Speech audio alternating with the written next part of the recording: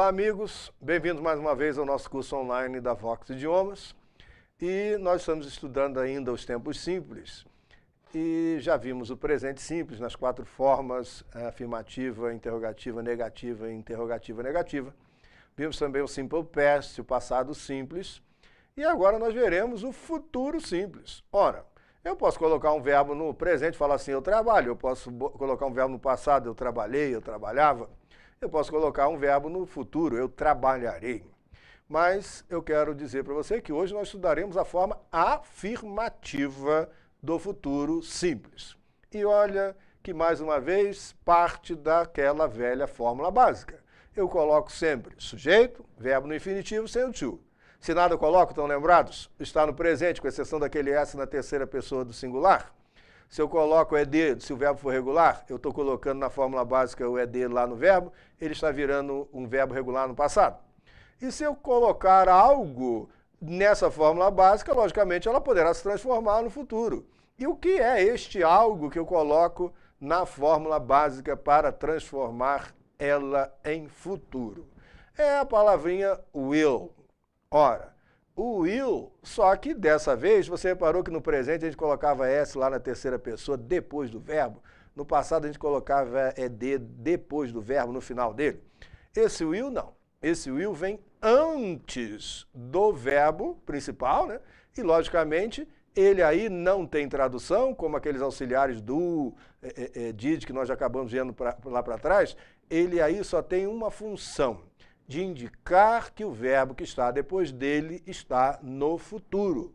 Aí já começa a ter uma pequena diferença em relação ao presente e ao passado que nós estudamos lá atrás. No passado simples, eu falava assim, I work. Não tinha nenhum outro verbo. No passado simples, eu falava assim, I worked. Botei um ED lá. Não havia nenhum outro verbo além do sujeito. Agora não. Este will é um verbo. É um verbo. Só que não tem tradução nesse momento, né? Ele está colocando o verbo que vem depois dele no futuro. E é muito importante você observar isso, né? Este é um verbo auxiliar que já veio na forma afirmativa. No presente não veio auxiliar nenhum, a menos que estivesse na forma interrogativa, nas formas negativas.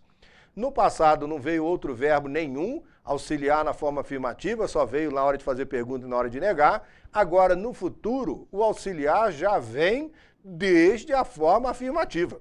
Eu vou colocar esse will quando eu for fazer pergunta antes do sujeito, por exemplo. Eu vou colocar not depois desse will na hora de negar, só que na forma afirmativa eu também coloco o auxiliar. Ora, e eu quero dar umas dicas para vocês em relação a essa palavra will. Ela aí não tem tradução, mas ela pode ser um verbo com tradução, ela pode, por exemplo, ser um substantivo testamento, por exemplo, né? Pode ser desejar como verbo, uma forma de verbo desejar, nós vamos, é muito pouco usado, mas nós podemos ter uma forma dessa maneira. Nós podemos ter esse will como diminutivo de William, por exemplo, né? Will Smith, aquele ator famoso por aí, o nome dele é W-I-L-L, mas não é verbo, é um nome próprio, é um substantivo. Ora, uma palavra em inglês, eu já disse desde o princípio para você, ela vai adquirindo significado dependendo do que vem antes dela, depois dela. E o caso do will, o que vem antes ou o que vem depois, é que vai dizer qual é a tradução apropriada. Então vamos olhar o nosso quadro aí para você poder observar. I will work. Aí aparece ali um negócio assim, shall. Você não falou, professor, que o will é o auxiliar do futuro? Ora, coloque o will sempre, tá? Para você que está começando não vai ter problema nenhum. Mas na primeira pessoa do singular e na primeira pessoa do plural, pode usar aquele shall ali como forma de transformar em futuro. Somente no I, somente no we. Nas outras formas é sempre o will, will, will. Ora, se você tem a opção de usar will ou shall, por que você vai ficar preocupado em usar shall nessa altura da sua vida? Use o will sempre e não terá problema. Agora, reparem, vamos imaginar lá no ele, né? He will work. Ele trabalhará. Imagina que ao invés de ele eu botasse o apelido do William Smith, do ator lá, Will, que é o apelido lá do diminutivo de William. Ficaria assim, will work. Ora, você encontrou 2 wills na mesma frase, né? O will, que é ele, o William, will work. Você teve dúvida de quem é que você vai traduzir como o Williamzinho, sei lá, o diminutivo de William lá? Você não teve dúvida, porque o auxiliar vem sempre depois do sujeito na forma afirmativa, se a gente estiver encontrando, ou vem antes do sujeito na forma interrogativa. Se vier o will antes, você vai descobrir que é uma pergunta, né? Se vier o will depois, ele logicamente vem logo antes do último verbo, que é o verbo principal. Ele, logicamente, está fazendo a função de colocar o verbo no futuro.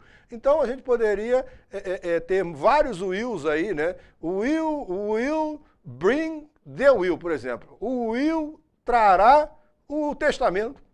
Então, você pode encontrar vários wills na mesma frase e você, com o passar do tempo, você perceberá todas as formas possíveis de tradução para ele, de acordo com a posição em que ele se encontra. Então, né, espero que você tenha compreendido, né, que nesta hora do futuro a gente coloca mais um verbo, que é o auxiliar, e aí é o caso do tempo simples, que tem mais de um verbo, todavia só um com tradução. Qual é o verbo com tradução? É o último. Aliás, eu quero que você guarde essa ideia.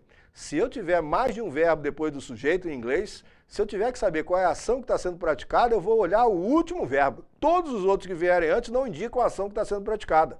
E nesse caso, o último verbo é o principal. É lá que está a ação que está sendo praticada. Se I will work, eu trabalharei. Ora, trabalhar é o verbo principal, é ele que você irá traduzir de maneira adequada com o auxílio do will. Então não se esqueça disso, porque a partir de agora nós vamos ter que começar a usar uma lógica diferente no estudo das línguas. Até o presente e o passado nós estudamos que vinha sujeito e um único verbo depois. Agora no futuro nós vamos estudar já um sujeito e mais de um verbo depois. Isso vai ser muito importante para a compreensão da nossa próxima aula. Preste bem atenção nisso, ok? Então, amigos, até a próxima aula do nosso curso online da Vox Idiomas.